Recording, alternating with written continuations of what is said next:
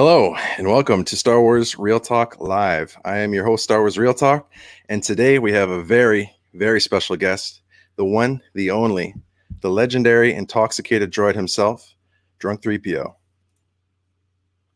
Welcome here, man. Thought you said like 10 minutes. Back here drinking.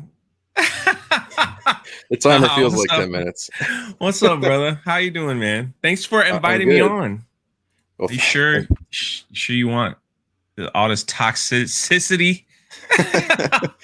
That's why we're here. That's why we're here. Yeah, I hear you, man. Yeah, thanks for being here. Super generous of you, and I'm really, really excited for the opportunity to pick your brain a little bit. Well, just make sure the check clears, okay? Or we're gonna have some problems. That's all I'm saying. You don't want me to come back on this channel and like bounce check, all right? Yeah, that $5 will clear. I promise. Man, it's an honor, $5 gift card to Starbucks is going to clear. I promise. Yeah, I don't drink Starbucks. I'm a Dunkin' man. Dunkin' Donuts. Come on, you ain't even get it right. Dunkin's not big in Canada. Look at Callista in the chat, already trolling me. I see you. The beaks are coming. What's up, Thomas? Hey, nice to see you guys. Nice to see you, podcast. I see y'all. All right. Nice to see y'all here. I'm going to pop that one on the screen real quick. I see how it is. It's honor, man. Thank you for inviting me. And also sending me about, 27 emails? Yeah. To make sure I got about that. Yeah. I'm persistent, man. Awesome. Yeah. It worked. It paid off. Okay, right off the bat, I had a question for you, and this is how I found out about you was about when The Last Jedi came out, and I couldn't find this, so correct me if I'm wrong, but were you ever on a stream with Mauler? No, but yes, actually I was, but not on his channel. I take that back. Oh, where was the stream? On your own? I think it was on Nerdrotic's channel. I have never been on Mauler's channel, but he's been on mine once. But during the Last Jedi era, it probably was on either Geeks and Gamers or Nerdrotic's channel. Okay. But then there was a period of time where he was getting super chats to say subscribe to DRUNK3PO. It was kind of like a joke. Yeah. And he would always say the name wrong on purpose. So it was like a running joke. So it was like a running joke. Highlights. He's very convincing, though. He's very convincing. Yeah. So it was like a nonstop like running joke. So I was like, I'm gonna take one of those clips and use it as my intro. And he was like, okay. So yeah, maybe I'll snag one of those for my channel when we're done this. It's pretty cool. Pretty cool. Yeah. So that time when TLJ came out. And Mauler just absolutely ripped it to shreds, right? This was a time when I guess a lot of YouTubers were doing this, and I dug what he was doing because I really related to what he was saying. And then I don't know, some stream I saw Mauler and I saw you in the stream. That's how I found out about you in a Mauler stream. That's why this is so like weird to me that I can't find it anywhere. I don't know. Them early days, man, I tried to bounce around as much as possible to get on as many channels as I could. So yeah, sometimes I was only on like for 5 minutes, 10 minutes or whatever. So, but yeah, that's probably it. But I never have been on his channel, but I'm telling you, there was a period of time where I was talked about like I was on his channel because he was on Gary's channel and Jeremy from Geeks and Gamers was like, can you help out a poor YouTuber and say subscribe to DRUNK3PO? And he screwed it up. Like he, not on purpose, he kind of messed it up. And then it was like a running joke, for a month. Yeah. And he would message me. He's like, thanks for making me all this money because people want me to say your name and I'm not going to say it right. And I'm like, yeah, no problem. No problem. Was that about when you like... When TLJ came out, were you like already pretty established in the YouTube scene, like in terms of your own content? No, man. I was very So like, Chris. So DRUNK3PO was started as a joke. I was actually part of this like podcast with, it was just 4 of us. And we did this show on Friday nights in front of like 2 people, but it was fine. Like it was a joke. And we all had like funny names, like because we thought Star Wars was like backwards. So there was just like funny Star. I can't remember the other ones. One of them was just like smoking weed Ewok or something like that. Anyway, it was something like that. And so DRUNK3PO was there, and the show got somewhat popular, I think, for that standard. It was like we were averaging like 30 people, and I was like, that's pretty awesome, you know. Decent numbers. Yeah, I mean, I thought it was awesome. Like we grew from like 1 person to 30 in about 3 months, and people in the chat kept saying like, "Jay, where's your YouTube channel? Where's your YouTube channel?" And I was like, I don't have one. And people were just like, you should make one. So I had made one, and I didn't expect anything from it. Like I wasn't looking to do anything. Yeah. With it. Like I was just gonna like get my thoughts out and be done. Like I didn't do any crazy thumbnails or tags or anything like that. Like I didn't do anything like that. So so I started it, and Galaxy's Edge was getting ready to open. So The Last Jedi had just ended and all that craziness. And then Galaxy's Edge was about to open, and all these weird stories coming out saying there's not going to be Luke Skywalker in Galaxy's Edge. There's not going to be Princess Leia. I remember that. And I was like, what? How do you have a Star Wars theme park with no Star Wars? So I started making videos while everybody was still like making videos on The Last Jedi stuff, which was fine. I started like doing stuff on Galaxy's Edge, and I was like the only one that I knew that was doing that. Not only that, I live right next door to Disney World, and my channel really exploded in like 3 months.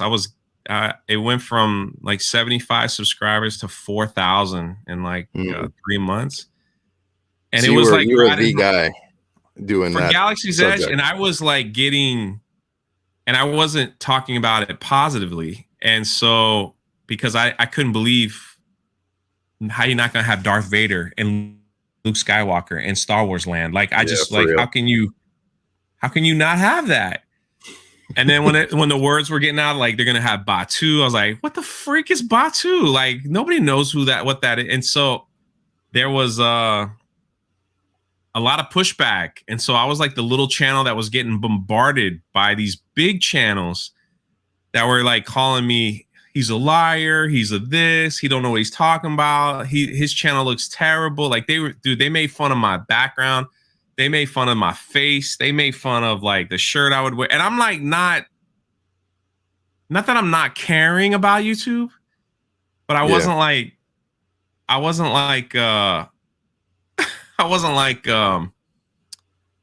you know, like, oh, I got to set up a background. I need to buy a better camera. Like I wasn't thinking about it, because I'm like, why are these people saying this stuff about me? They're like, their channel's so big. You know, I'm talking like Hello Greedo, all these other like channels that have 200,000 subscribers. They were trashing me on their channel. And Jeremy from Geeks and Gamers noticed, and he was just like, what is this guy doing? Why are they constantly attacking this guy? And then he stood up for me. And then yeah, Chris, he said there's a lot of Big Lot trash. Yeah, they said my background looks like I stole it from Big Lots. It's like a secondhand store type store down here. So, but anyway. Oh, I don't know why that came up again. My bad. But so they were trashing it pretty hard, and I just was like, I don't know, like this is how I feel. And I kind of like laughed at it, because the crazy thing is these were channels that I love to watch, right? Like I love watching Hello Greedo talk about Star Wars. I love watching Star Wars Explained. I love watching these channels, and now they're talking bad about me. I was like, that's kind of cool. that they know who I am. You know what I mean? Yeah, I was bad like, publicity. that's kind of cool, even though it wasn't in a don't knock big lots. My bad, bro. My bad. I wasn't knocking it. I was just trying to like gauge it. That's all. My bad, bro. My bad. Well, But that's the thing with yes, YouTube is I feel like there's kind of a YouTube etiquette where you swing up, you don't pick on the little guys even if you disagree with them. But I guess yes. it helped you anyway. And it exposed me to what kind of turds those people are. It really did. It opened my eyes to this part of the fandom that was, you don't agree with me. We don't like what you have to say, so please shut up. And then it also opened my eyes up to this other side of the fandom where for some reason a lot of people don't like. I don't know why, because we're very outspoken, we're very loud. We don't really take pushback, we stand up for what we believe in. We disagree, but we're still friends at the end of the day. And this whole community just kind of emerged and was just built by just a bunch of people saying these people are like, they think they're above us, like they think they're better than us. They're looking down at us, laughing at us, at our opinion. Yeah. And this whole community was built, and I've never seen anything like this. The community that I'm involved in, and all these people and the support, and I've never seen anything like it. Just for an example, in less than 6 months, in 4 months, this freaking community raised, what are we at now? $62,000. Not even counting like the 100,000 that went to suicide prevention. So if you add that part in, just the community around me, $62,000. $62,000 in 4 months. Well, that's numbers, more than man. what a lot of people make every year. And I'm just like, you look at these communities that were trashing me in the Star Wars fandom and trashing others for their opinion, trashing Gina Carano and all that. They put out a fundraiser. They barely made $6,000. I listen, raising money for a good cause. I don't care who does it. It's a great thing. And I'm not trying to knock that we're trying to do some charity, but it was just, I'm just talking about the community aspect of how that it's unbelievable. I've never seen anything like it. And I'm glad I'm on the right side of. Yeah, man, you're absolutely a force for good on YouTube. But I do remember when you were making all these controversial videos. I mean, Star Wars Theory, everybody was, and you guys were kind of like, you were a voice, I would say, for like the majority of us, and you were martyrs in a way because you took that backlash from everybody for the little guys, and now it's calmed down a little bit now. I mean, or it's calmed down a lot now. Like there's a lot more love in the Star Wars community, which is really reassuring. Starting to rev up negatively. I think it revved up. It showed true colors of people when they fired Gina Carano, when they let her go. Yeah, that's true. So it was, you saw the ugly side of people in a certain fandom on how it was, and it just was like, it's just gross, Yeah. Did Galaxy's Edge end up having Luke and Darth Vader? No, they don't have Luke or Darth Vader at all. I think they kept it sequel theme for the most part, right? Galaxy's Edge takes place. You walk in, and it's the time period between Last Jedi and Rise of Skywalker. So all the characters in between that's what they have. That's what they have. I've been to Florida. My grandparents used to go there in the winters, so my family would take us there every couple years. And Galaxy's Edge wasn't around then, but I did go to MGM Studios, which was, I think, you're going way back. Yeah, that was about the only Star Wars park, I think, at the time. Do you have memories of going there? Well, I lived there. MGM had they had the big that's still there, and they have Star Tours. Oh yeah. Oh, the Star Tours ride's still there, but it's like, that's not even. It's crazy because the Star Tours ride is still. Galaxy's Edge is like, you gotta like keep walking, Yeah. So, I'd like to go there one day.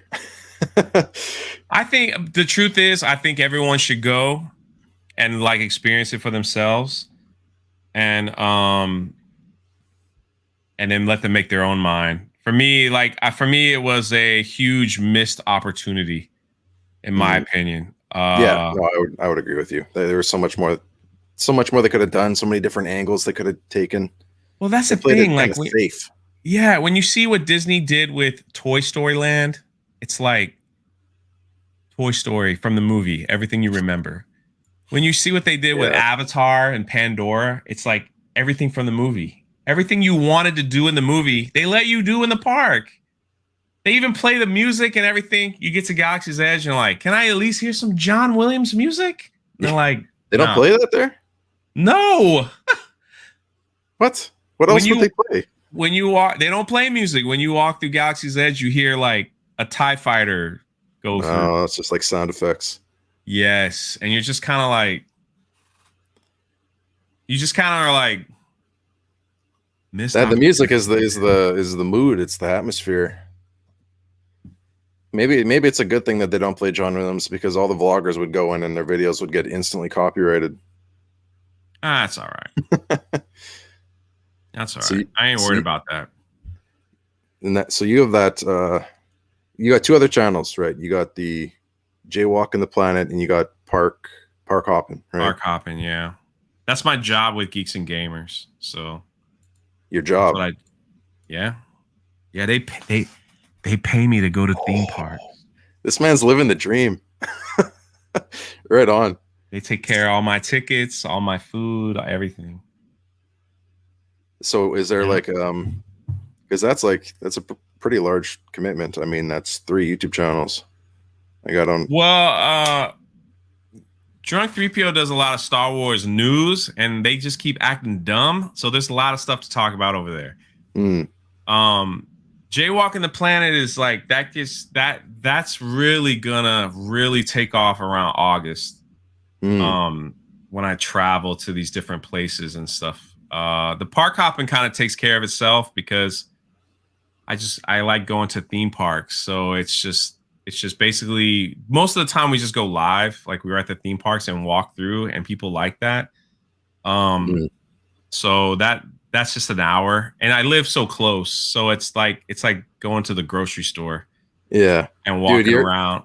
Your vlogs when you're walking around and you're just talking, and hey, look at that guy over there. And you just dude, I'm watching your video. I'm sweating. I'm getting stressed out. Why? It's just so I don't know if it's confidence or if it's just you're just super outgoing. I don't know what it is, but it's like that just on the edge of confrontation with some of these people. Hey, look at that guy on a motor scooter. It's just like, oh. I'm 6'4", 260. You're 6'4"? Yeah, I'm a giant, man. They ain't nobody say anything to me. Really? So they have, like, there was one guy walking in Disney, and he had a Dr. Seuss Cat in the Hat on. And I was like, man, look at this guy. He's got the wrong hat here. He turns around. He's like, nah, bro, I got the right hat. And I turned around. I was like, come over and say hi. So it's like I could, if it got like crazy, like I could turn it into, usually I could play it off. And most of the times people just laugh with me. They know what I'm doing. So they know what I'm doing. But dude, sometimes people be dressing like, who told you that was okay to go out your house or hotel to the theme park? Yeah, like, you have a responsibility. Yeah, and it's like, if people are watching the channel, I'm going, listen, don't dress like this at a theme park. Like you don't look good. It looks terrible, and people are staring and laughing at you. Like, I'm just doing it live. I mean, it's just like, listen, be comfortable, be yourself. But listen, there's just so much hanging out. You're just kind of like, you just kind of put that back. Just put it back in the box for us. Just put it back in the box. Yeah, dude, you need a helmet cam for your vlog, and then you got your 2 free hands, and you just writing people tickets. Oh man, I'd love to. I'd love to. And the thing that annoys me too is I don't mind calling out people that like take trash and just throw it on the ground. I've done that so many times. I'm like, I have the camera and I'm just like, you just gonna throw the trash on the ground? Like Yeah. that's what you're gonna do? And That's, I sometimes mean, they'll that's pick it up and sometimes they just walk on faster. well, that's just they need to be called out. Those people I deserve know. it. It's like Like, the truth is no fashion one. is whatever, but Man, we're in a theme park, man. We went through a metal detector before we got in. Ain't no one's gonna do anything. And I try not to be overly rude. Like sometimes if I was like really, really bad and they snapped at me, I probably deserve it. And I was just kind of like, yeah, I probably deserve that one. So unless they're that's throwing how trash on the ground, then they. I hate that. It's just like they're eating like whatever candy and they just drop it and walk. Like Yeah. one person told me, I was like, you just gonna leave your trash on the ground? And he turned around and he was like, excuse me? I said, are you going to leave your trash on the ground? And he was like, they pay people to pick it up. And like he kind of mocked me and then he just kept walking. Come on, what an attitude. I was like, wow. But that's how it is. Yeah, it's like when you're watching a movie. Like, remember in Game of Thrones when they left that Starbucks cup out or whatever? And everyone called them out. Takes you out of the experience, takes you out of the mood. You kind of think it'd be the same thing at a theme park when you see a piece of garbage on the ground. Look at Codenomics. Yeah, brother. Come on down. Hey, Rev Kev is here. What's up, brother? I hope you're well, Rev Kev. Almost at 1,000 subs, man. Congratulations, Rev Kev. Yeah, good people, man. Good people. I need to go to Disneyland with Jay. I can imagine us big dudes at the happiest place on earth calling people out for littering. I'm down, brother. I'm so down. I'm so down. I'll be in California, man, at the end of the year. So if you want to go, hit me up. Strike the Delta Squad killer. Have you played Commando? Republic Commando? Man, that's the older one? Yeah, they just remastered it. I didn't play the remastered, but I played it's it probably back the same back as in the day. One. Yeah. I played it back in the day. Not very good at video games, to be honest with you. So yeah, like how but I enjoy them. Yeah, I know that you do like a lot of like the Mario games and stuff like community games, right? Yeah, I just because it's funny, and it's like it's just like hanging out, with people. So I like that kind of interaction. Mm-hmm. Very extroverted. So, man, you gotta get Smash Bros going. That's my jam. Yeah, Super Smash Bros. Terrible at that game. Oh. I should. I need to get it. Like, but the thing is, if you're with a bunch of other people that are the same skill level as you, it doesn't matter. Oh yeah, I usually was Captain Falco. For years, I've always played Captain Falco. Captain Falcon, yeah. So I can hear that Falcon punch. Like when they play. Yeah, dude. That's how you upset a room real quick. Yeah. But I haven't played the new one, so. So not Fallen Order. What are you talking about, Jay? Games? You're like a Fortnite pro. Yeah, but in the gaming community, you don't talk about Fortnite. I'm probably gonna play Fortnite after the stream, to be honest with you. Yeah, I mean, a couple of years ago, that's all anybody was talking about. Yeah, I love Fortnite. It's what it is. It's like right now, like time for me is very. It's like I really, really love what I do, but the amount of time that goes into it a lot of times is it gets so consuming. And Fortnite is a game that I could turn on for like 45 minutes and just win, lose, whatever, and then turn it off. And so then it's because some games you gotta I gotta block out 4 hours, if I'm gonna play. What about like I mean, if you do well in Fortnite, you could crush it in Battlefront 2. I mean, I love Battlefront 2. Yeah, I played that forever. So you are playing that one? Yeah, I haven't picked it up in a little bit, but we've played it. I played it forever, man. I love playing that game. That game's never gonna die until they put the third one out. But it was weird when it first came out. Like they messed it up. Then they gave us like the biggest patch ever and gave us a brand new game. So I don't remember. Did you do any videos on that, or was that not really your element? No, I didn't really touch gaming videos so much. So it was more like just calling out the nonsense, which is a lot of like, for whatever reason, like Lucasfilm, they just got a division over there that's just filled with like weird people. It's just I just don't understand it. Where it's like they just laugh at the fans all the time. They just laugh at us. They don't like our opinions. They don't like. They just. I don't understand why we're living in this time and why the greatest IP ever created, Lucasfilm IP, it's just being treated so disrespectful. You know, so disrespectful. Yeah, So, it seems like it's a really weird time in terms of leadership down there. It's like there are people that care and there are people that don't care, and it's just like the people that don't care are the people that seem to be behind the marketing and ticket sales, and you know, it's just I believe there's some great people at Lucasfilm, but they just get washed away with the nonsense that's over there. You know, it'll change eventually. One day, leadership will change. It always does. People will quit or move on or retire, and it'll change, and then we'll see what they have next, what the next regime will have for us. So yeah, You know we'll what? see what happens. While we're on the subject, I know you just did a video on the Slave One. Yeah, That's all the rage. That's all the Star Wars YouTubers are talking about right now. Do you want to share what your opinion is on that? yeah. I see. I think it's dumb.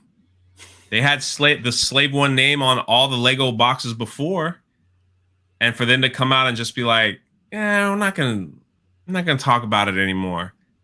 And then again, you have my videos are not so much like how dare you. It's more like this is what's going on. I don't really like it, but what can you do? What are your thoughts? Like I try to keep it on that realm. Um, there's people that are very upset about it, and they have every right to be. But then that one side of the fandom that was just nasty to me at the beginning, they're out here saying, why are y'all getting so mad? Like, y'all shouldn't be mad. Like, it's just it amazes me how something like that, when one side of this fandom that thinks they're better than all of us, when they see what we're all talking about, they take that next high and mighty, I'm better than you. You guys are all beneath us. And look what's upsetting you. Like they could remove the name Slave One. We don't care.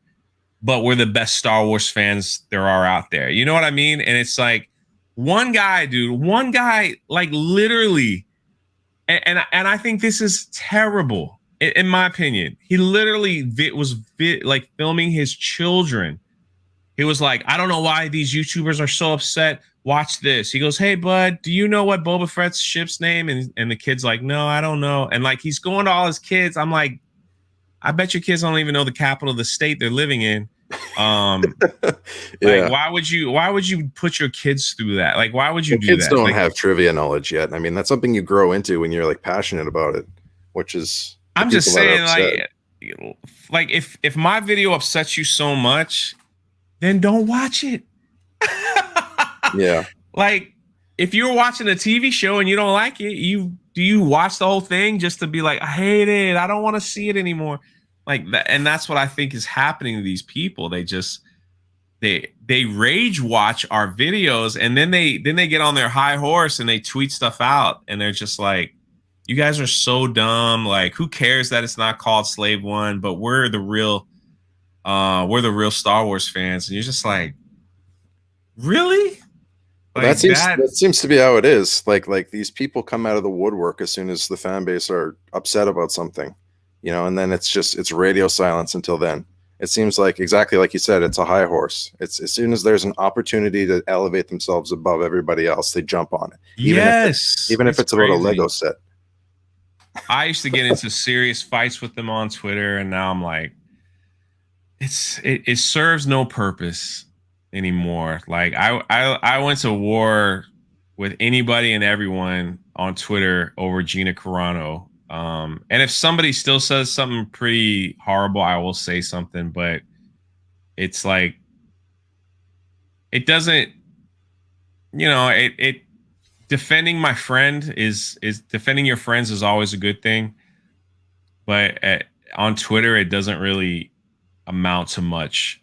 Yeah. It doesn't amount to much, and it's the crazy thing is that like I don't think I have a huge Twitter compared to some, but I have like 20,000 followers on Twitter. It's kind of, I could tweet something out and it'll get enough attention. Um, it'll give enough attention that I want. Yeah. You And could have a voice there if you wanted to. my thing is that I have to be. I have learned now. I have to be careful. Like when I was back at like 1,000 followers, oh, I could just dig into people, and like it would be all right. But now it's like, Got you on the map. yeah. But now it's like if I really go a little too much, then like this whole your tweets just get into this cycle on Twitter where like people you don't even know are like, who is this guy? Like, this is terrible. Like, deplatform him. Like, this is like, because they don't even know the context of everything that's being said. And, I put stuff out there because I was angry at someone, and it just went into the Twitter universe where the person I was angry at was getting like death threats, and I don't want that for anybody. I don't want that for anyone. Yeah. And they were whether they were lying or not, but they sent me screenshots, and I deleted the tweets, and I was just like, it's like your following is a lot bigger. You got to be careful because now once you get enough likes or retweets, it starts to spin out of control into this Twitter universe. And at the end of the day, whether you agree with me or hate me or whatever, number one, I'd never want anyone deplatformed because we live in a free country. Everyone should be able to say whatever they want. But number two, you have to realize if you do it on social media, people will respond negatively or positively. And so mentally, you have to be prepared. Like even if you're going to say something like, I love cats, you have to be ready for people to like say, what are you? What's wrong with you? You weird? Like, I hate cat. You know what I mean? Yeah. Like, it's just, that's social media now. It wasn't like that before, but it definitely like that now. So do you feel like not just Twitter, but like, because you're very real and authentic, and that's why I really like your content. But do you find that you have to speak with more of a filter now? Like if something is controversial as the sequels were to happen again, and there would be a lot of content to dig into, do you think that you would hold back a little bit more now than you would before? I wouldn't hold back on my personal opinion, but I would hold back on my responses to others on that sense. Now, when Gina was fired and people from Lucasfilm were making fun of her, nah, I ain't hold nothing back. Like, you throw that out there, like you're a turd, man. Like you get not that you get what you deserve, but it's like I'm not holding back. But like just 2 weeks ago, I put out a meme where it was Baby Yoda, and he was Drake, and he was looking at Ray, and he was, that meme where like Drake's like, I remember that. I remember that. All right, so I posted that meme, and I think I just wrote LOL. Didn't attack nobody. Didn't tag no one. It got caught up in the Twitter universe, and it turned into this, like, I had to mute it because the haters showed up and they were just like, we need to, like, I was getting freaking death threats. Like, kill this guy. Like, how dare he say that? And to me, like, it's like the first time you ever get a death threat on Twitter, it's like, whoa, now it's like happens every week. So it's like, no, there's another one for the old, folder. And so it just, I mean, like, look, you should take them seriously. And there's a lot of crazy people out there, but they were like, they were so mad at me over a freaking meme. Memes it's a like, lot of power. They got a lot of power. It's just crazy. Now. And it was like a joke meme. You could have easily scrolled past it and went, oh, it's stupid, and not say anything. But it got into that Twitter, and like, I was like, geez, like, people were so angry. And I'm like, y'all need to go outside. Like, Look at the sun. Yeah. Maybe go out to eat. You know, Yeah, man. like for me, I've learned like when there's fighting and stuff going on, all I gotta do is this: put my phone down. Yeah, and that's it. Yeah, man. People go to memes for their research, for their opinions. Is that crazy? It's crazy. Or what? Like this whole, I'm not gonna get into this at all, but the whole pandemic, it just seems like everybody was picking a side based on which meme was more shareable. You know what I did during that pandemic?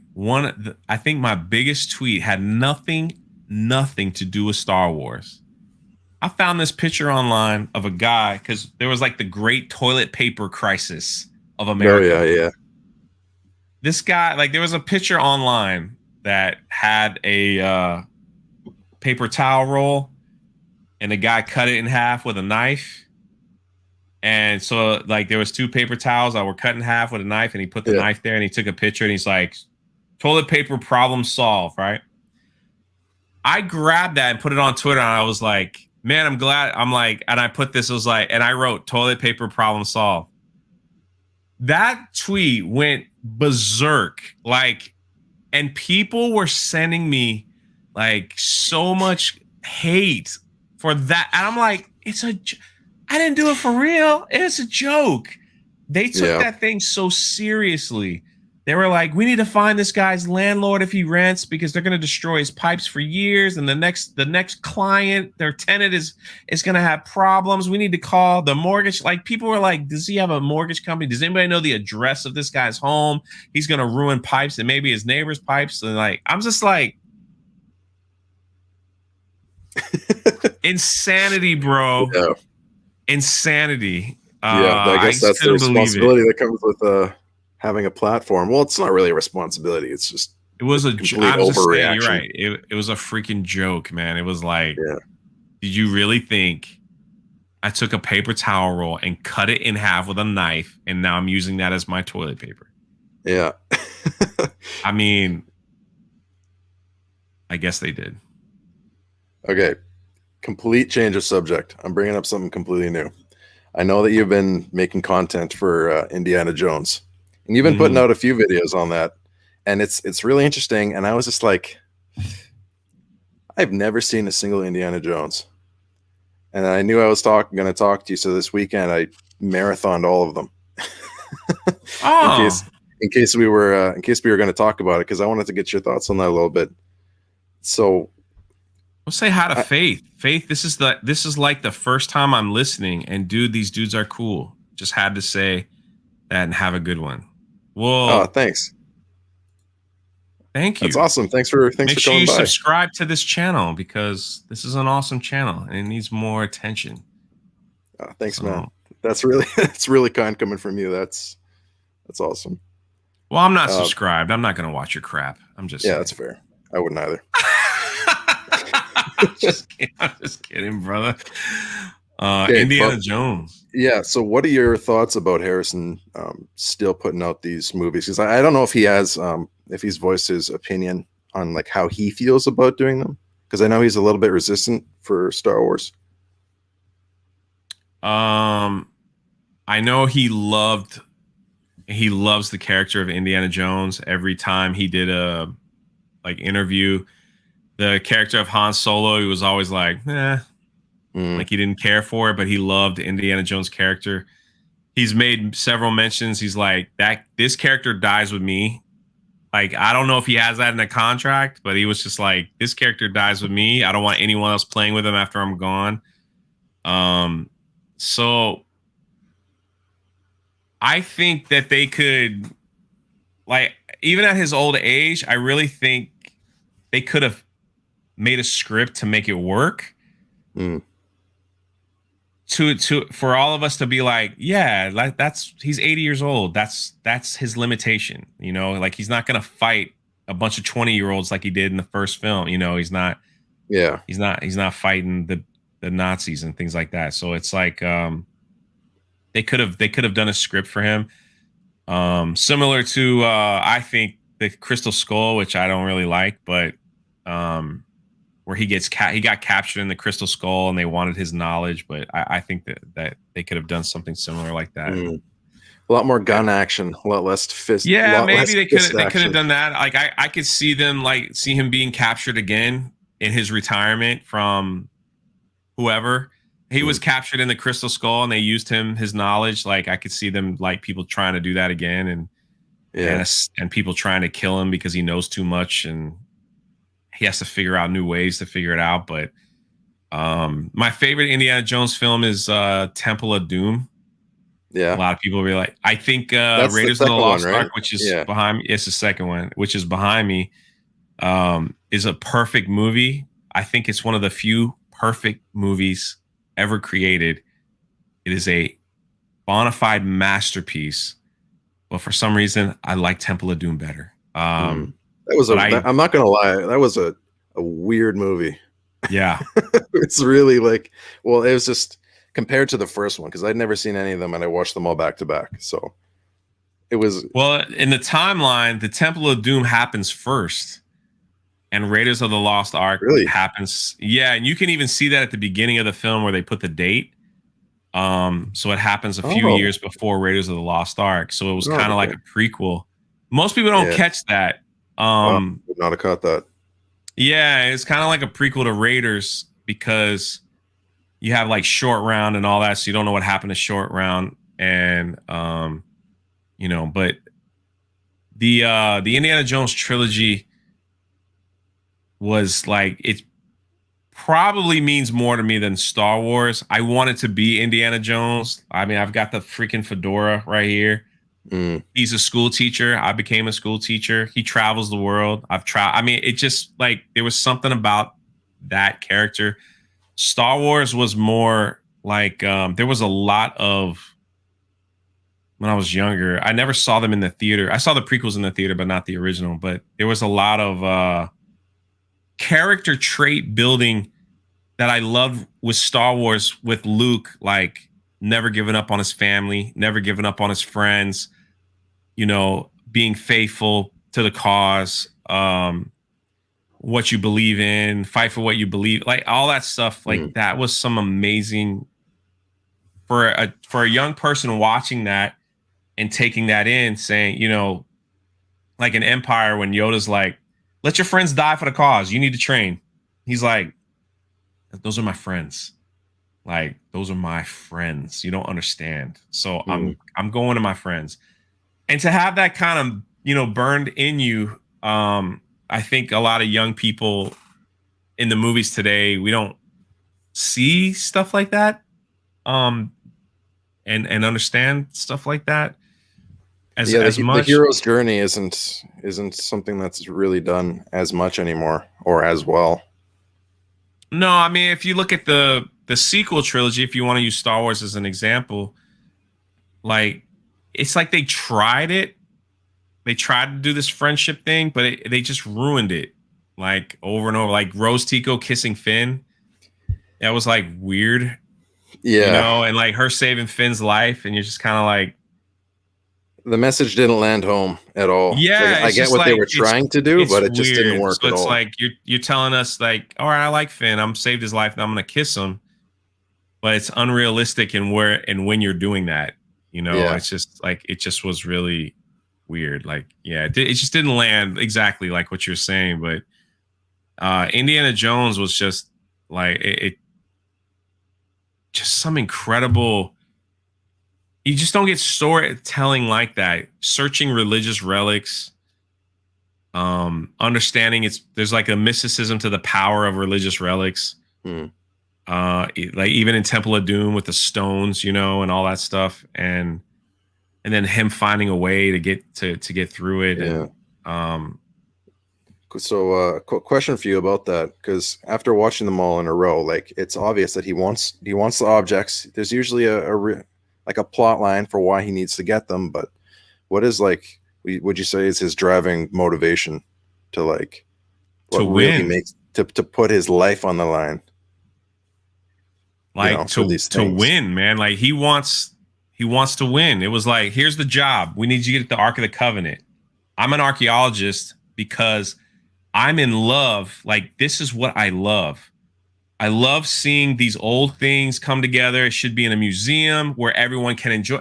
he loved these things so much. Like the whole like Last Crusade was, this belongs in a museum, right? Everyone needs to enjoy this and learn from this and study these things. In the very first movie, I got a piece in the first movie when they were like, what's the Ark of the Covenant? And he opens the Bible and he's like, this is what it looks like when Indy did in the first movie. I have it right here. There's a piece of that, the piece of the Bible where he shows the Ark of the Covenant is right here. Right on. Yeah. So, hey, what's up, Lord Callus? How you doing, man? And you got all these celebrities in the chat. So, but I'm very honored. So they like that was just, he just loved these things so much, you know, that he was willing to do whatever it took. Like in the beginning of Raiders, where he just went through all those booby traps and just to get the fertility god, you know. Yeah. And because he just wanted it.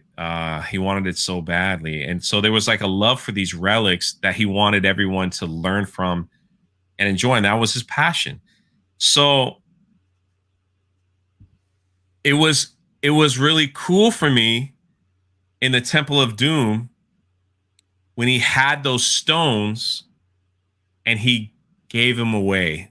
Like that's not Indiana Jones.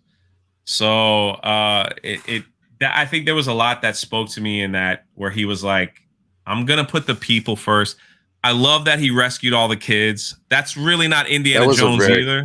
No, that was a really cool moment. If you understand Indy is kind of selfish, but not really. Like that's why he never married and have kids, all that stuff. He just likes to travel and dig up stuff and find things, and that's his rush. So the fact that he was like, we're gonna save the kids, we're gonna give him the stones. And for me, that bridge scene at the very end, was, dude, that I don't know. I've been there. That's in Sri Lanka. I've been there. That bridge is not there, but where they built it is, and you can go there and take pictures and stuff. It's in Sri Lanka. And when I was like doing work in Sri Lanka, like it was, that bridge scene to me was like, it was just awesome, man. I don't know. It's like, you like it better than the minecart scene, because that was wild. The minecart scene was cool, but when you're young and you're watching and you're like, how do you get out of that? You got people coming on both sides, and like you're standing in the middle of a bridge with crocodiles below you, and you're just like, he's exhausted. He just freed all the children. His shoe was on fire. He doesn't have his gun. You know, he's all bloodied. His shirt's all ripped up. He's been in nonstop fighting. He was in like voodoo, like all that stuff. And so now he's at this bridge and he's like, how are you going to get out of that? Yeah. And sure enough, boom, baby. He just, slaps it down. It's crazy, man. Absolutely crazy. So what values would you say, like, because if you grew up on these movies and you're arguably more attached to them than Star Wars, like what values did you feel they instilled in you as like a child? Indiana Jones was like the hero I wanted to be. Like he was the hero that I wanted the values of Luke Skywalker with Indiana Jones. Like those were my favorites. Like that's who it was. I wanted to know everything about Luke. I wanted to be the friend that Luke was to his friends, but the hero Indiana Jones was like to his cause. And it was all of it. It was helping the kids. It was going on adventures. It was discovering things. It was like going through it was like what an awesome life to live. What an awesome life to live, to look back on saying I did all that and traveled all these places and did all those things. How awesome is that? Yeah, I can definitely see that make up in you with, the passions you pursued. It. With you're traveling with, you're just an all around kind guy, like selfless for the people. I see all those values, which is pretty cool to hear about. I appreciate it. Yeah, take a sip. Yeah. No, well, and they were just the truth is like, Drunk, we need an Indiana Jones channel, You Man, could that's pull what it off, Drunk man. 3PO is gonna be, brother. It's gonna be that. Like my It's already parents. started. Yeah, my parents were. And then the live action Indiana Jones will be on Jaywalking the Planet. But my parents were. This is the official one too. It's the Indiana Jones. You can see the name in the hat. So. Oh yeah, I see it on the tag there. Yeah. My parents were really, really hard up religious when I was growing up. Like, yeah, me too. And they wouldn't when I was little, like they wouldn't let me go to movies. They wouldn't it was just like, they're not like that anymore. But for whatever it was, me and my brother kind of grew up in this really strict household. But for some reason, they let me watch Indiana Jones and Star Wars and Rocky. Oh yeah, once I got Rocky, I know, of all things. And then once I got we got old, into my as it got older, they started being a little less strict, and then now they're like normal people. So, but it's just what it is. What it was. It was my bringing up. I love my parents to death. It is what it is, and I can't look back and say I wish he had done this, but that's just how it was. So like those movies were like on repeat because that's all we could watch. Yeah. So it was I get that. Non-stuff. My parents were couldn't go to the theater. Like going to the theater was wrong at the time. Now it's like I said, they're not like that anymore. But for whatever reason, that's just how they wanted to raise us at the time, and yeah, it is what it is. So yeah, I feel you. I absolutely love that you brought up Rocky, because Rocky to me is Indiana Jones probably for you. I got the posters. I've rebought the whole box set like 4 times on every edition possible. Rocky? Totally, yeah. And that was Did you like Rocky 5 though? The thing is, I love Rocky so much that I love them all. That but it's definitely bottom tier Rocky movies. I hear you.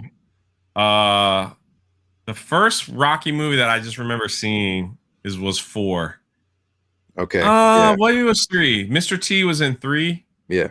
I didn't even get to the first 2 ones till like I was a little bit older, because like 3 and 4 were more, I got beat up and I started training and then I won. Like that's kind of like what 4 was too. Like Apollo Creed died, I'm gonna train and then I'm gonna fight him. Not so much, not the same underdog experience that the first 2 were. First one was like very like heavy drama. Like it was him trying to learn, like living in Philly, things like that. Yeah. And see that to me, I consider a perfect movie. Rocky 1 was pretty awesome, but it was hard for me to appreciate till I got older.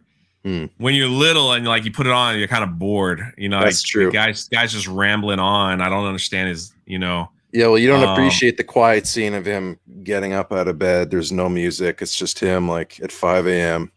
going about his breakfast routine. Like you really get that as an adult, but as a kid, it's like, get to the fight. yeah, I want a little action. Like it's either that or lightsabers. So put the lightsabers on. Like that's how it is. But no, Rocky 1 was what a time for movies. Raiders of the Lost Ark, Empire Strikes Back, India, Rocky. Like there was like some serious, amazing films that came out of that. I mean, Back to the Future was in the 80s. I don't know what it was, man. It was like the golden age of movies. And before that, like, way before when, it was like Jaws. I think Jaws, like, I really love Jaws. I think that's another very close to being a perfect film. The guy, like Spielberg, it was like Spielberg made it like he just made it work with like nothing. You know what I mean? Like he made that shark look bad without even showing the shark. How do you make the shark look scary? He was a miracle worker, man. Exactly. And so like the creativity of these young Spielberg and Lucas and how they were just making stuff work with what they had. And I think the CGI, when we got into the CGI phase, not that I don't appreciate the CGI, the prequels fell into a weird, like the prequels fell into the CGI, early CGI phase where you could kind of look at it and go, man, that CGI is kind of, it's not as good as what we have now. You know, like the CGI, I will say the CGI in The Force Awakens was excellent. The CGI in The Last Jedi was almost near perfect. I hated the movie, but the cinematography and the CGI in the prequels was a little messy because it was still kind of new. Yeah, absolutely. And I think the CGI concept made a lot of movie makers a little lazy. Like when we saw Kingdom of the Crystal Skull, it looked like almost the whole movie was filmed like behind a green screen. So, you know, like that kind of concept. Revenge of the Sith looks perfect. Changed my mind. All right. Revenge of the Sith is my favorite Star Wars film, so I'll tell you that. But Attack of the Clones CGI strike, what do you think? You think it was perfect? It didn't age very well. I feel like when it came out, it looked pretty cool to me when I saw it when I was a kid. I love them, but yeah. I mean, I just think that there's parts of that CGI that just look like it just looks a little sloppy. Well, that's like what Ewan McGregor was just talking about, where he was on sets again with real things, and he's like, past 3 movies I've been in front of a screen, I didn't have no idea what was going on. And see, that's what I and like working with the puppet Yoda versus the CGI Yoda. That's what I'm saying. It's like I appreciate. So you got Hayden Christensen, a fairly new actor. You got him playing, and listen, and for the record, for everyone, the prequels are my favorite. I like them better than the original. I have a whole love fest with the prequels. I love them to death. Episode 3 is my all-time favorite. So what I'm saying is super nitpicky. But you have Hayden Christensen, a very new, and you give him the role of Anakin. He is stepping into the nerd kingdom role of all roles, right? He is stepping into one of the greatest Darth Vader. He's stepping into the greatest Star Wars character ever created. He's a new actor, and you have him film almost the entire film in front of a blue screen. Which at the time actors weren't accustomed to that. And listen, George Lucas, nothing against him. There's a reason why more people like Empire Strikes Back than A New Hope, because Lucas wasn't directing him. And he also directed Howard the Duck, you know. I'm just saying, like, I think if he had a different director and he was over creative control, I think the movies might have been even better. But it is what it is. I still love them. I still love them to death. So you brought up Anakin, like entering a really tough position. Like, do you think that he did justice? Like I do, but I'd love to hear your thoughts on that. Anakin, Hayden stepping into the role of Anakin. I love Hayden Christensen. I loved it. I think he played, for me. I know he got a lot of crap early on. I thought he did the best job he could possibly do with what they were asking him to do. Yeah. Now here's the funny thing. Lord Callis brings up the fight choreography in the prequels were unmatched. And you want to know why, Lord Callis? Because in episode 3, in the behind the scenes footage, George Lucas tells us that he asked Steven Spielberg to direct the fight scenes. So Spielberg came in and directed the fight scenes. Steven Spielberg could not accept credit on like the end screen. They couldn't put his name in the film because he was part of the Film Actors Guild or Screen Actors Guild or something like that. And it was not allowed for him to work with someone that was outside. Lucas was outside of the screen. I think it's Screen Actors Guild or Film Actors Guild, which basically means you can only work with unions. So if there was like, most people don't realize that. So Lucas was like, nah, I'm breaking off. Like, I'm not working with unions. I'm doing my own thing. So Spielberg was not really technically allowed to work with Lucas, but There you have it. So in the prequels, Spielberg did all the fight scenes with Anakin and Obi-Wan and all that. Oh yeah, So I did not know that. I know, it's like you have to watch like the behind the scenes DVD, and you're like, what? Now the fight scene that George Lucas directed was Mace Windu and Palpatine. And in that, the SAG, okay, Callus, there it is, Screen Actors Guild. Now here's the worst part.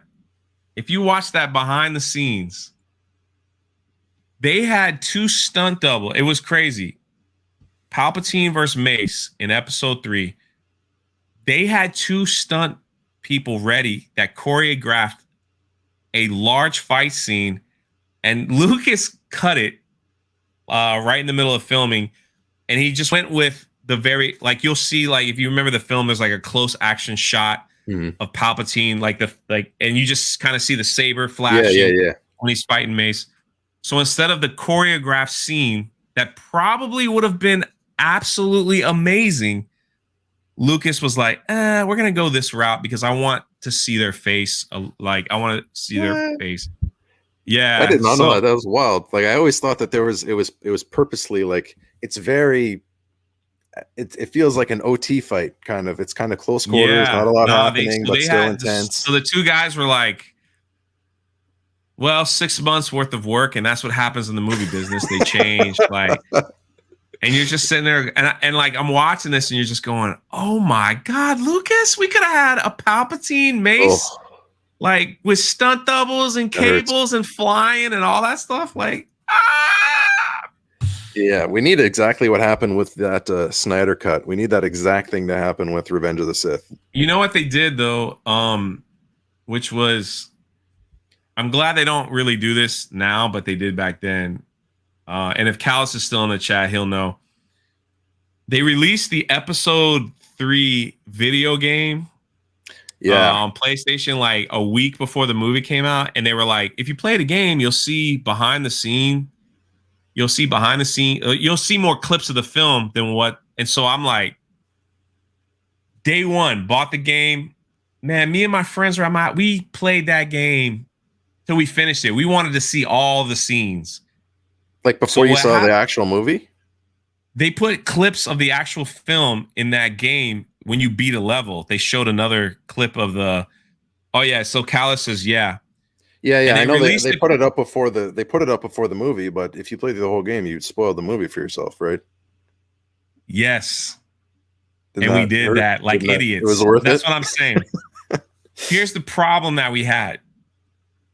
There's a scene where Anakin is walking into, when he's already changed, right? He's changed. He's walking in the Jedi temple. And the librarian, the old lady librarian, this is in the video game, was like, what are you doing here, Anakin? And Anakin, like, getting ready to fight her. He literally picks her up and pulls her with the Force. And this is like the game scene. And just stabs her, like just kills her. Now, we're all sitting here watching that. Now, remember, this is game footage. This is like, and we're all watching that. We're like, they're going to put that in the movie. This is going to be unbelievable. You play through the whole temple scene. You got to fight certain people. We're all thinking this is going to be in episode 3. This is going to be unbelievable. You watch the film and it's not in the movie. And you're kind of like, man, why'd you put that in the game? Like, so it kind of like messed us up a little bit. And we still love the film, but it was just like, we were expecting a lot of stuff we saw in the game that we didn't really see in the movie. But so I wonder if that game, I guess it's not considered canon. I mean, it's like extra content, but like this doesn't Anakin, he fights her again as Darth Vader in the comics. So I guess the librarian. Yeah. They have like an awesome fight scene in the library. It's so hard to. It's just weird because stuff keeps coming out and there's all this old stuff. Yeah, it's just they just can't keep their storytelling straight. Like that's the problem right now. So it's really sad. Like the latest Darth Vader comic, Lord Callus reads them, who's in the chat, and does reviews, and so does Theory. And the one where like Darth Vader goes to Exegol in the comics, and you're just kind of like, if Darth Vader knew about Exegol, he could have just taken some of the starships that had the Death Star gun on them already and just blown. I mean, it just makes it like, yeah, and you're ruining it, man. Like you're ruining it. My hope was when Disney took it over, I was hoping, like, yes, I wanted to see Luke. Yes, yes, I wanted this, I wanted that, and I wanted to see Han, Luke, and Leia. But I was hoping that Disney would have given us a completely different story away from the Skywalkers. Just something Agreed. Like in a galaxy not so far away. You know what I mean? Like I wanted something so different, something, you know, something complete, like SWTOR, Star Wars Knights of the Old Republic game. Yeah. They made awesome like videos to promote their game way back in the day. Like they could have done it on that. Like they could have just picked characters we don't even know and tell a completely different story around completely different planets, around a completely different timeline, and not interject with Skywalker. And that's what I was hoping for. But I agree. They had to pull the Skywalkers to like bring people to the theater, I guess. So yeah, you know, and something that I wanted to bring up, and now a lot of people are saying this in the chat, is that if Darth Vader goes to Exegol, which is a really, you know, it looks really cool, does good for the sequels, but when Luke is holding Vader or Anakin and is, you know, dying in his arms, why didn't Vader be like, hey, there's a planet I should tell you about? Yeah, I know. Before I die, go to Exegol. The Emperor's there. Trust me, he's there. Yeah, he would maybe not have been like, just let me die. He would have been like, yeah, maybe keep me alive for the next like 5 minutes. I got some stuff to tell you. I was just, they shouldn't have done that. Yeah, the librarian lived. Everyone's saying in the chat. Yeah, I know. It was a cool video game scene though. Hey, Sky. Thanks for the hearts. Make sure y'all hit the like button. Yeah, thanks, man. And we're over an hour already. I want to be respectful of your time. I'm just so grateful and man, blown we're away having a that great conversation, man. It's all good. I'm good. Yeah. But yeah, like that's like those are, and the reason why the prequels were so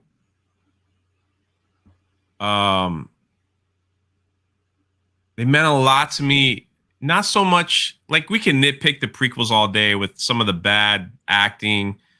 The love story lines were kind of cringy, which are now memes about sand. It is what it is, but you know, Lucas wasn't a romance writer, so. But yeah, when the prequels were first coming out. Back in my day, you had to go to the theater and buy a ticket. There was no apps. There was no digital tickets. There was none of that stuff. So people camped out in front of the movie theater. They camped out in front of the movie theater. And that's what we did for everyone. And I loved it better than any Star Wars convention I've ever been to. It was like 100 people like reenacting the films all night. People of every race, gender, orientation, whatever you want to call it, were going out to like McDonald's and buying like 100 cheeseburgers and giving them out to like it just was like it was like a perfect community for a couple days. And no one actually really slept like on the ground. Like we were just like people were listening to music. They were doing Star Wars trivia. It just was like so. I can't explain it, man. I just love those times. Like I love those times, and you know, then you bought your ticket, and then you saw everybody again, like on opening night of the movie, and then we did it again for Attack of the Clones and for the you know episode 3. It just was very special to me, and that's something that this generation will miss with this digital age. Like they won't allow that anymore. Yeah, I mean that's a truly unique experience that can't be replicated. Yeah. And I have no photos. I might have them somewhere. I don't remember having any photos of it. We just hung out You know, one dude showed up and like I remember episode 3, this guy showed up with like Domino's pizzas, like tons of them, and just was giving them out to us and like That's wholesome, man. it was just so it was just like I said, it was like there was no politics, there was no racism, there was no this, there was no isms, there was no that. It was just all of us enjoying Star Wars as one, and it was just like it was awesome. It was absolutely awesome. So man, that's that's why those movies will always mean the world to me. Like it's just what it was. I don't even know it. You can talk about it, but unless you were there experiencing something like that, yeah, you just I don't know. It was really something. So, you know, yeah, Sky absolutely. seeing Darth Maul fight Liam Neeson in the theater was fire. Man, it was nothing like that double. And then here's the thing too. It was like after the Phantom Menace, you know, Darth Maul allegedly dies, or they brought him back. Disney brought him back, or maybe Lucasfilm brought him back. But you had like 2 or 3 years of nothing but amazing Star Wars conversation of people that were like, I didn't like this, or I didn't like this. He shouldn't have died. He shouldn't have done this. And then when the next movie came out, it was more of this debating, but it wasn't shaming debating. It was, nah, that part was trash, man. But I still loved it. You know what I mean? It was like, no, I love this scene. Why'd you like that scene? Well, they could have done this better. They could have done this. It was just like amazing Star Wars conversation, and nobody shamed anybody for what they liked or didn't like. But they were allowed to have their own opinions. Yeah, and we loved it, and we loved debating it. You know, and we love, like, you know, my whole thought process was I went through the whole thing saying Darth Maul should have been Count Dooku. Like, his character should have like ported over to Count Dooku, so we had Maul for 3 films, because I love Darth Maul that much. You know what I mean? It's like, George gave us enough Darth Maul for us to be like, and I didn't want Qui-Gon to die, because I thought, dude, it was freaking awesome. Like, who doesn't want to see more Qui-Gon Jinn, you know? But that's the power of George. Yeah. Using these characters, you know, and then, you know, he gave us General Grievous, and everyone was like, what the heck is that thing? I thought General Grievous was an awesome character. Yeah. I didn't think he was going to be Obi-Wan when they were about to fight, to be honest. But it gave the illusion of like, how is Obi-Wan going to fight something with like 20 lightsabers? You know? I know. Yeah, that was the only one that I did catch in theaters, because that movie came out in 2005. I would have been probably like 12, I think. So Sky says the amount of Jar Jar debates I had. Yeah. See, you know what? I'm actually kind of glad that I was still a kid when the first 2 came out, because. And not to take away from what you said, because that's obviously a super unique experience, but like when the first 2 movies were out, like they were fact, like they were religion. There was no debating. It was just me and my brother watching them, and like that was just it. That's just what it was. And then it was just the first 2 movies that were out, and then there was just that gap between 2 and 4. Yeah. So I'd seen the first 5 100 times, waiting for that 3rd one. And then the 3rd came out, and then I got to not sleep for a week trying to process everything I saw as a 12-year-old. Anakin on fire. Yeah, that was something. Lord Callis makes an excellent point. What they did for us Star Wars fans, so they gave us like General Grievous, and you're like, oh my gosh, man, they gave it to us for like an hour. I want to know more about him. And then they're like, here's a book. And the book wasn't to fill plot holes. Yeah. It was just given like, more what people liked. Yes, exactly. And then they did the ultimate book for the prequels, which was Darth Plagueis. And you're just like, Darth Plagueis was like Matthew, Mark, Luke, and John to the prequels. I'm actually reading that one right now. Holy crap, man. I went through Plagueis. Then they came out with Plagueis, the audio with all the sound effects. And oh my gosh, man. That book was amazing. Like, I wish they could have turned that into like what they're doing with Bad Batch, like that animation.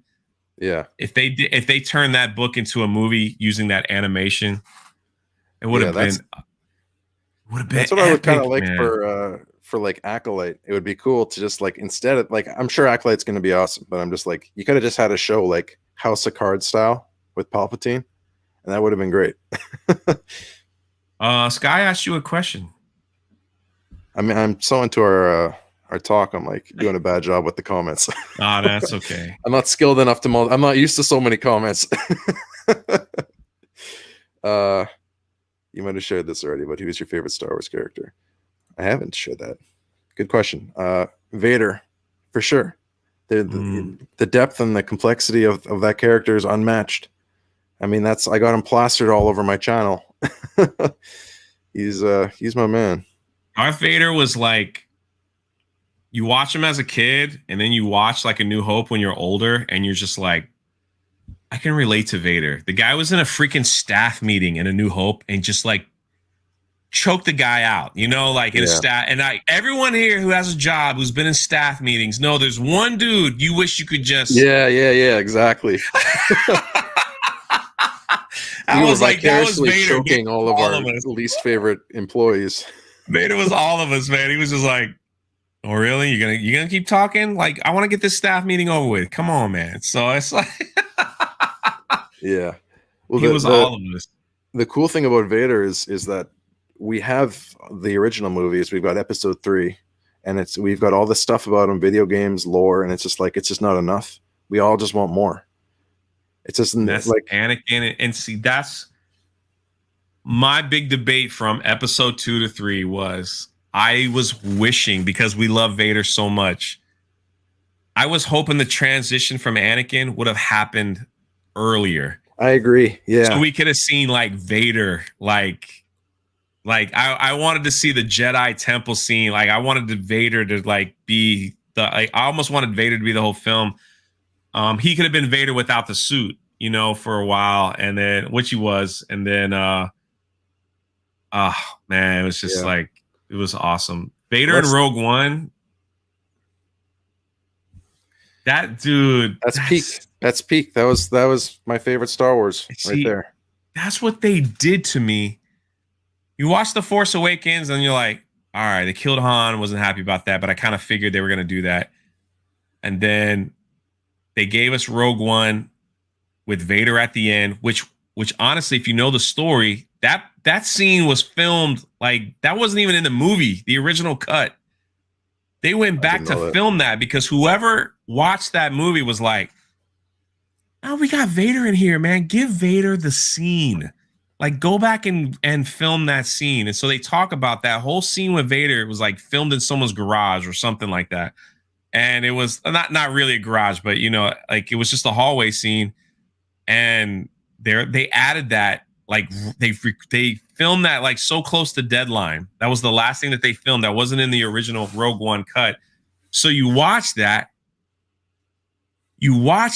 and you're like, if they're doing that to Vader, I can't wait to see what they're going to do for Luke in The Last Jedi. And so, man, I was like, my hype level was, as soon as they released Last Jedi merch, I bought this box set. I spent $350 on shirts, on Last Jedi hats, shirts, everything. Because I'm thinking, you saw what they did to Vader in Rogue One? Luke is just going to be, what? Like, Luke is going to come bring it. I was buying Last Jedi crap. I was ready. Yeah, I showed up to the theater in a Jedi costume. I had a big Jedi robes and everything. Pumped. Yeah, I mean, at least we got that in Mandalorian. But you could argue it was too late, or you could just be grateful for it. I'm grateful for it. I'm grateful for the Mandalorian Luke scene. This was at that point in my Star Wars career, I was Mandalorian season 2 with Gina Carano brought me back to liking Star Wars again.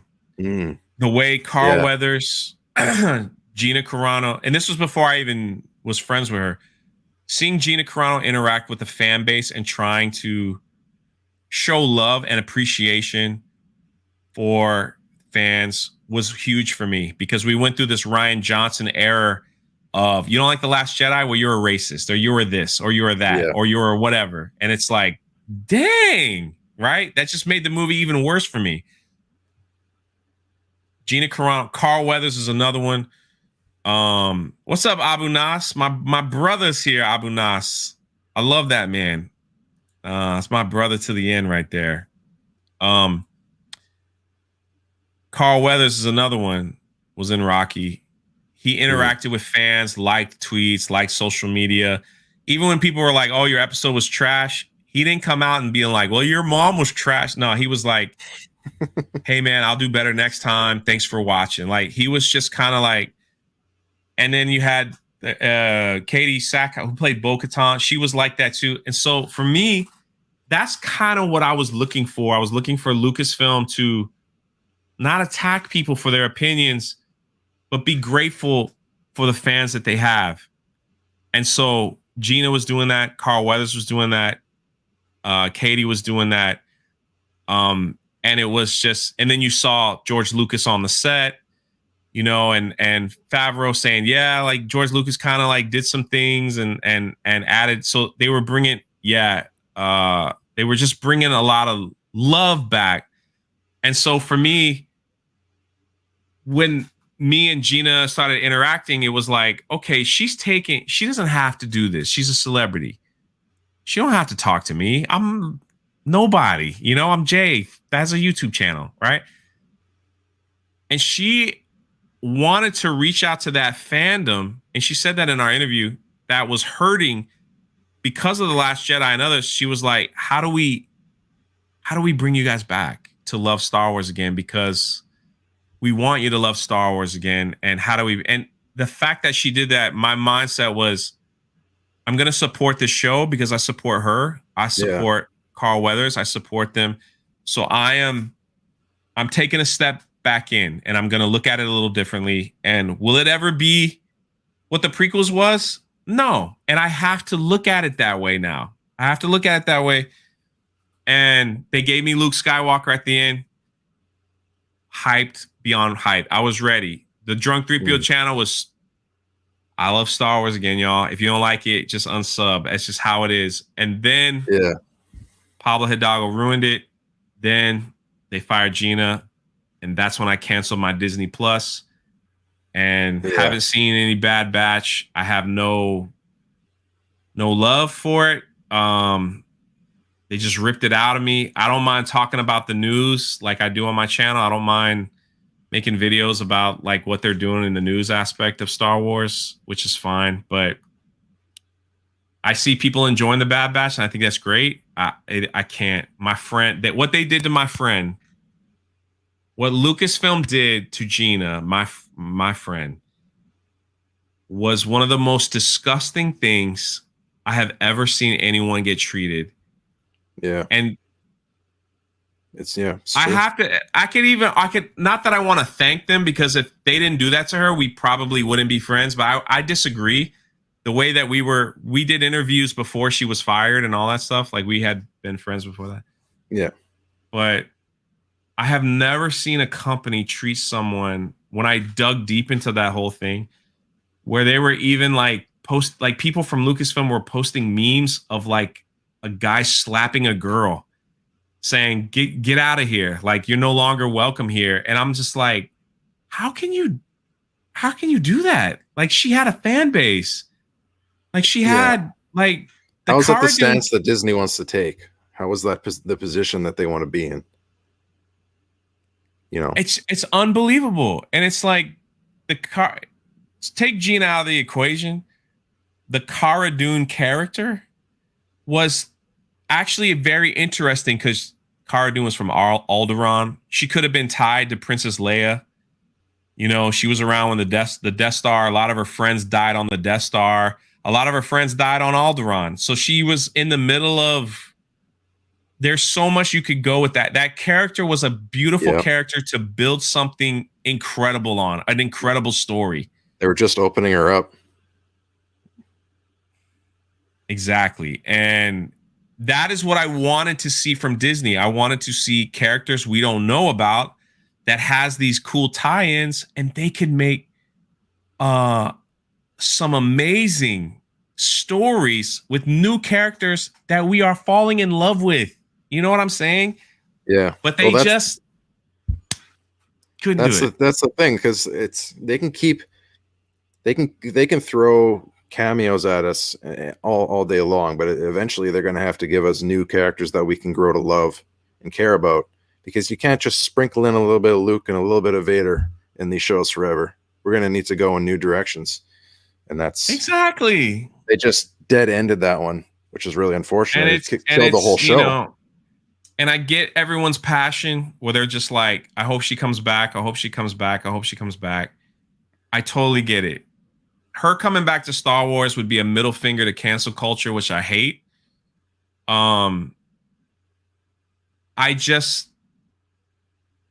The abuse that she went through and the things that she shared publicly about the abuse of Lucasfilm in that company, you're kind of like, why would somebody? It's like this. Like, if you've ever seen someone in an abusive relationship and you're on the outside and you're going, why are you going back? Why are you going back? Well, there was good moments. Yeah, but you were being abused. Like, why are you going back? Like, no, just leave. Like, that's how I feel if she were to go back. It's like, why would you go back to an abusive relationship?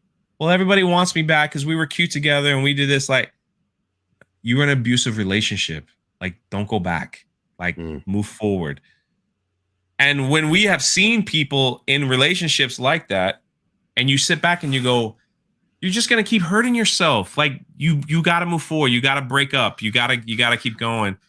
You know, I think that if there was a situation for her to come back, it would be a whole new set of leaderships and things like that.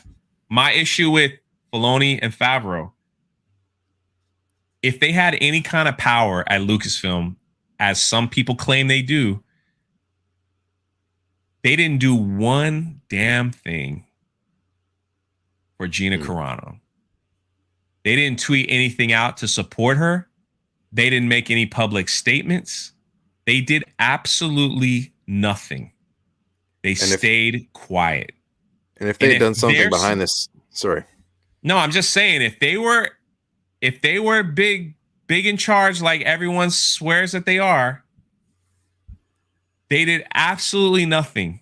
When she was going through people trying to cancel her, fire her, everything, they did nothing to protect. It was people like me and you, like people in the Dark Council that are in the chat, that were like coming to her defense saying, what are you doing? Like, why are you doing this to this woman? So why do you think that they didn't? Do you think that like Disney had a gun to their head and they knew it? You want to know the truth? I don't think they cared. And I hate to say that. I don't think they cared. And if Disney did have a gun to their head, that should show everybody who's really in charge over there. Yeah, that's true. There's a civil war going on. How is there a civil war going on when you can't even come out and just say, did you see the abuse that this woman went through? I mean, she's come out and just said that they wanted her to apologize. They canceled her going on tours with the rest of the crew. They made her stay at home. They wanted her to do basically a public whipping. They wanted her on a Zoom call with like 60 people from the storyboard group, which is run by Pablo Hidalgo, to apologize to each and every one of them, and she wanted to hear how hurtful she made them feel about her stupid beep bop boop on her Twitter. Are you freaking kidding me? Yeah. What kind of babies are over there that someone's Twitter bio making you cry? You're a freaking adult. Act like a damn adult. You work at the greatest company in the whole world and you're going to cry because a woman wouldn't put pronouns in her bio? Are you freaking kidding me right now? Like, are you that much of a baby? And so she went and said, I don't want to do a Zoom call with them. She called them. She said this on the Ben Shapiro interview. She's like, let me take them all out to dinner. Like, I'll pay, bring them all out. I'll sit with one face to face. I don't want to do a Zoom call. They declined. You want to know why? Because those people are nothing more than these keyboard warriors that we fight every day on cancel culture, those people, if you're scared to look someone in the eye face to face and find out who Gina really is, you'd rather do it over a screen so you can hide. It shows who you are, your personality, what kind of person you are, and that you're a coward. It's just, this is the bottom line. And so why would anybody go back to that? That's all I'm saying. All right, I'm done. That was my rant. No, dude, that's facts. That's, I mean, with Gina and not as terrible situation, but with John Boyega and all these other actors that are talking about how they just got sidelined and treated like garbage. It just really amazing how all the actors came out when the last movie was finished. Yeah, for real. Saying, like, they treated me like trash. it's kind of surprising that like that's just kind of where that ended. You know, everyone was like, I had a bad experience. They asked these people, are you going to go back? They're like, hell no. And it's like, anyway, Star Wars is just going to keep going now. I'm not saying Star Wars should have stopped, but it's at the end of the day, I believe there's hope for it.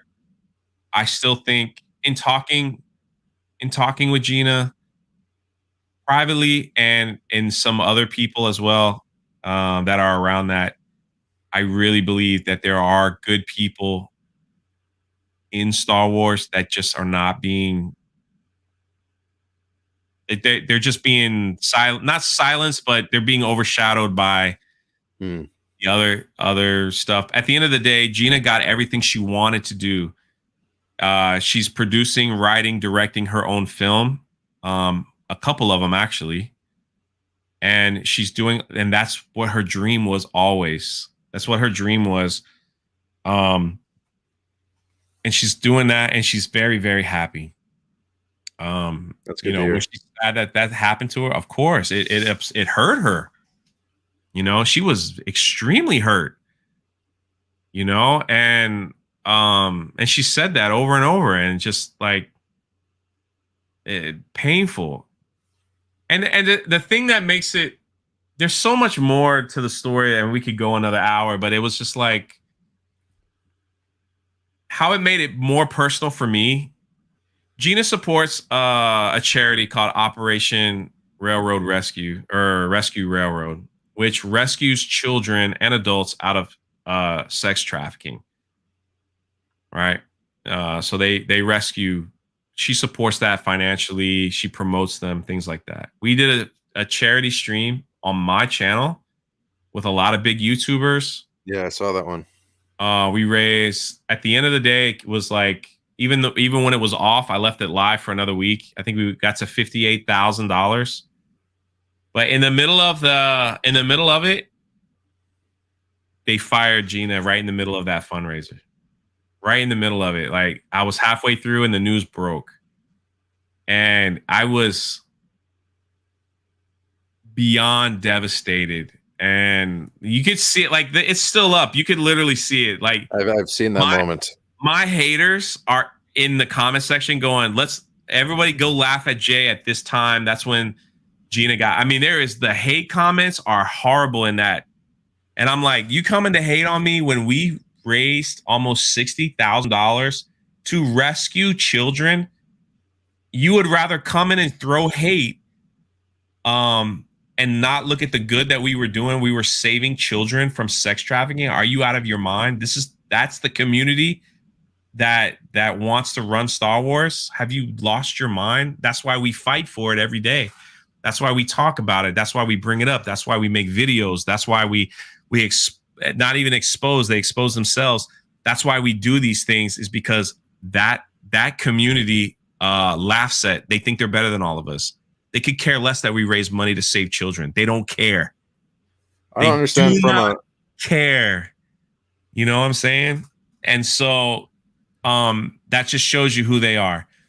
And yeah, you know, so I leave it up on that, for that principle, you know, where it's like, go ahead and laugh at me when you see my heart drop. You could see me texting Gina in the middle of that thing. I'm texting her and we're talking like on the phone, like through text.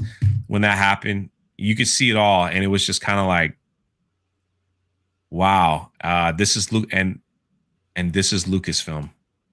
And you know, yeah, I mean they make it. Just doesn't really make sense, like logistically, how they make so much effort to appear progressive and like moving forward, and like they try and portray themselves so positively, and then like in the middle of a charity stream that she's supporting, like how even from an HR publicity I have standpoint is that even logical? I don't have. I'm not like coming out with conspiracy theories saying they did it on purpose during that time, but I'm not saying they didn't. So it was just, you know, it is what it is. But oh yeah, JC, yeah, she found out through she social found out media. the same time we all did. Yeah, that's just so it's just unbelievable. Every time I hear that, it blows my mind all over again. And who's to know she didn't find out watching the charity stream? Yeah, because that's what everybody was talking about. So, well, good for you, man. I mean, you've put your neck out there. You've been fighting the fight. Like, well, here's what was born from all that: the Welcome to Rebellion. Yeah, absolutely. You got some momentum off that, man. And we have spun. Oh man, we just getting started. We have spun together this whole thought of what the rebellion is. It's time for independent creators, book writers, comic book artists, painters, film people that want to do film, podcasters, YouTubers, everyone to start creating their own content, because we know Hollywood is trash. Hollywood is trash. So get out there, start making your own stuff. That is the rebellion. That's what we are rebelling against. These Hollywood scumbag people that laugh at us, that think they're better than us, that look down upon us, that saying, you're going to like what we give you, and that's just how it is. And we're like, nah, we're not going to do that anymore. We got our own talent. We got our own book writers. We got our own creativity. We got our own this. We will still love the Star Wars that we love and hate the ones we don't like, but we're going to do things our own way. Gina's creating her own film. You better believe it. When she's ready to start promoting it, there's a whole community out there that's going to promote that thing like no one's business. Mm-hmm. Just wait. The Hollywood crowd is laughing at her. When she announced that she was doing her film, you should have seen the hate mail from, like, I can't even begin to describe. Even it was even bleeding over into my email saying, wow, she really fell from grace. She's making a C-list movie. It's going to suck, blah, blah, blah. They came at her like no one's business. And she's just like, why can't they be happy because I'm happy doing what I want to do? This is why. Welcome to the rebellion. We're going to create our own stuff. It's going to be better than theirs. We're going to use less money. We're going to be more creative. We're going to have better stories. And one day, someone will look back and be like, this was the time that we stood up and said, man, Yeah, screw Hollywood, man. Screw all of them. We're going to do it ourselves. Well, you're rebranding the rebellion. You're taking something they created and you're creating new meaning and purpose for it, which makes it all the more powerful. Because the rebellions are, man. The rebellion is already it's already close to us in our hearts. Callus is 100% dead on. They laughed at George too. He created his own company. Yeah. He created his own movie studio. He did it his way. He did. He did it without Hollywood. Yeah, I'm still waiting. I'm waiting for my hat too. This one? Yeah, it's in the works, baby. Yeah. It's in the works, and that's where we are. That's where we are. And so I'm very encouraged by not just me. Lord Callus is in the chat. He's working on a book. Every time you see Lord Callus, everyone in the chat needs to say, "Where's my book? Where's my book?" The man is an amazing storyteller, writer. He needs to get his book done. Abu Nasser's in the chat. Is also working on a book. He needs to get his ass to work and get his book done. Abu Nasser, I'm gonna put my foot to get your book done. Fatal J, a great friend of mine, also part of the Dark Council, got a comic book, finished it. Where's my book at, Abu Nas? Got a comic book coming out. We all supported it. He met his goal. It's gonna be fire. So the next one is the next comic book is gonna be even better. It's just like there's people in our community that are designing amazing T-shirts, man, and they just need to sell shirts, man. They need to it's just beautiful, creating characters and all this stuff. It's just like I've seen all this stuff starting to rise. Like now is the time, now's the time. You're an inspirational dude, man. Really, where's your book at, man? You brought me on this channel. You ain't doing nothing. What's wrong with you? I'm doing plenty, sir. No, not exactly writing a book, but we all doing things in our own way. I don't want no excuses, Abu Nas. You're supposed to set the example. You the president. There you go. Yeah. Look, Callus's mind is done just trying to decide if I want to go Indiegogo route or traditional agent. See? We getting it done, man. Yeah. Jay's Tapeworm book is coming out in December. Yeah. Right on. Did Jay swear? Maybe a little bit. I don't know. That's okay. This is a real talk channel. It's I wanted to raise money to help people. I made a shirt that said "Welcome to the Rebellion." I talked to Gina. I said, if I sell the shirt, can I sell this shirt? Even though you said it, she said, yeah. I said, I don't want to make any money off your firing. We're going to give the money away. Something I'm passionate about. And every month this month it'll probably be 500 because everyone that I know has bought already like 5 shirts. So they're not buying like every single month, which is totally fine. But we were doing $1,000 a month for like Feed America, helping disabled veterans, on and on. This month where it's just on and on, man. It's awesome. So that's what the Rebellion's all about, man. I wanted to help people. We made a way. There you go. Done. Right on, dude. Yeah, I mean, we all help people in our own ways. You find your way. I know, man. And just gotta have fun doing it. The time is right, man. People are ready to help independent creators, man. The time is right. Now's the time. Hollywood's kind of sucks. There hasn't been a decent movie coming out. Like right now, Fast and Furious 9 is like top of the box office.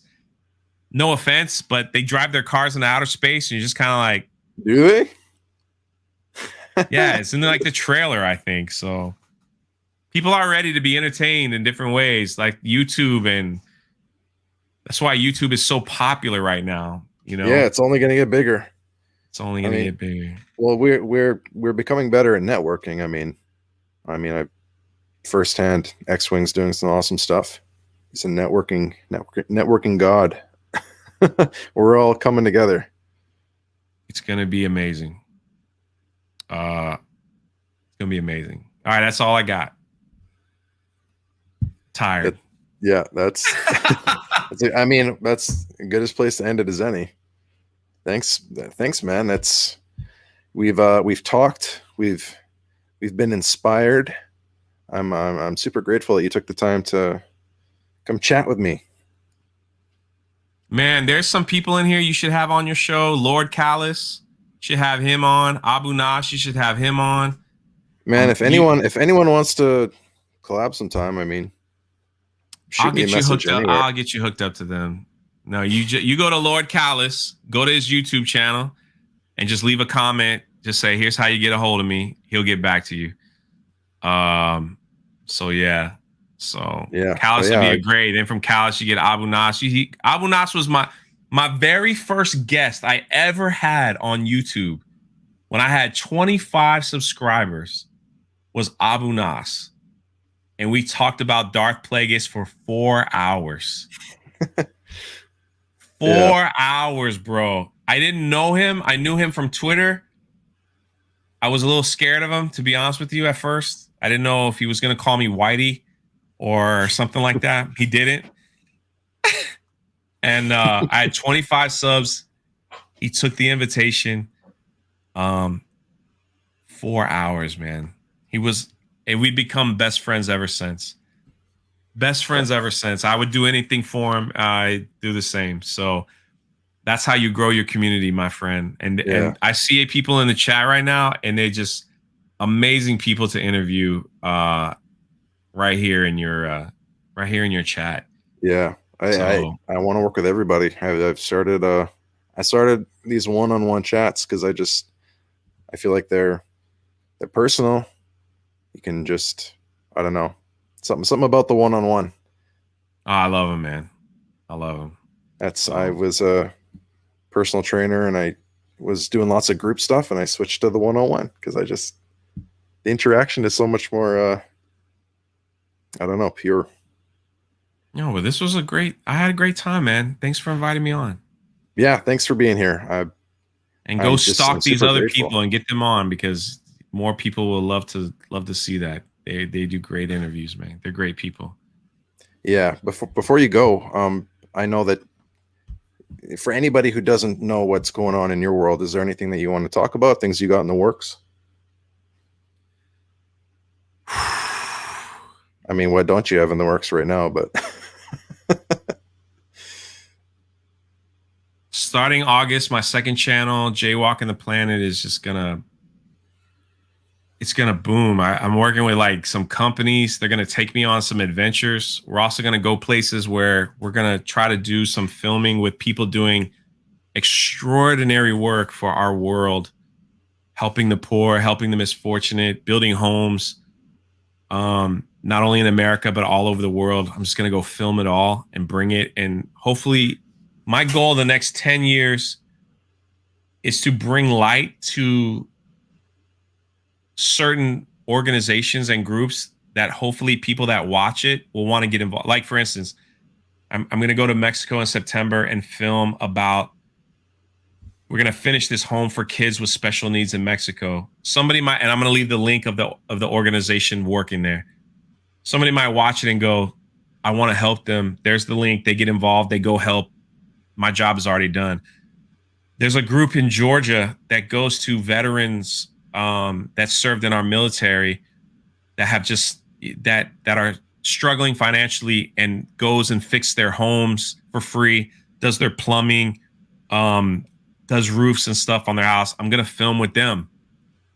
I'm going to put that in the chat, and there'll probably be people out there that's saying, dang, I want to get involved in that. Mm-hmm. There's the link. I'm going to go back to Haiti and Dominican Republic, through America, all the way back to Cambodia. All these places are already lined up. I bought tickets for almost all these places already, and places to stay. It's already lined up.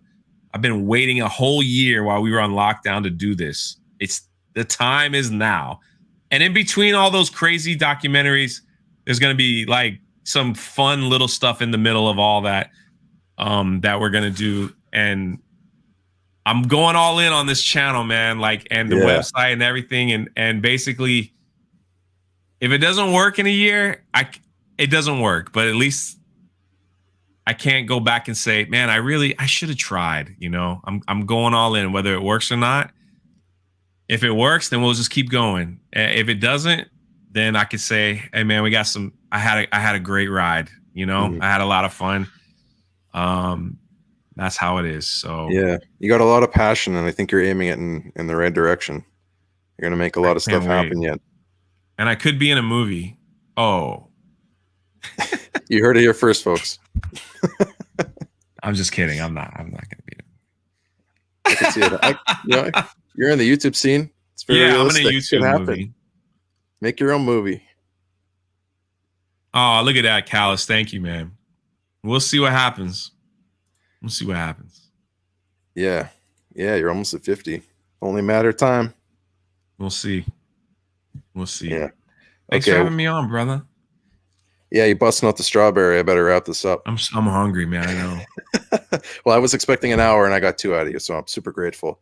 For anyone who's not subscribed to him, go subscribe to Drunk3PO. Man, his link's in my description. He's got 2 other channels: Park Hoppin', Jay Travels the Planet, Jay Walks the Planet. Jaywalking the Planet. Jaywalking the Planet. Yeah. Don't get caught jaywalking in America, though. It's a crime. Facts. Spitting some wisdom here. Okay, man. I'll let you go. You got some strawberries to attend to. I'll respect that. And I'll wrap up the stream. Okay, guys. Thank you so much for being here. That was an awesome stream. I'm feeling super, super blessed and grateful for 3PO. It feels wrong to plug my stuff after all the stuff that he's working on, but If you want to subscribe to the channel, feel free to do so. If you want to join my Discord, hey, we're trying to grow our own community there too. I thought we had our goodbye. How you gonna kick me out? I didn't even say goodbye. You're just like, I'll end the stream. Get out of here. What?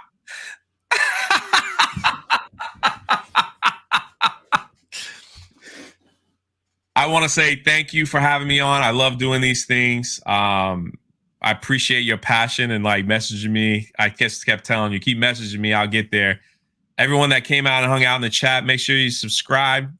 And I hope to see some of y'all in the chat over as well.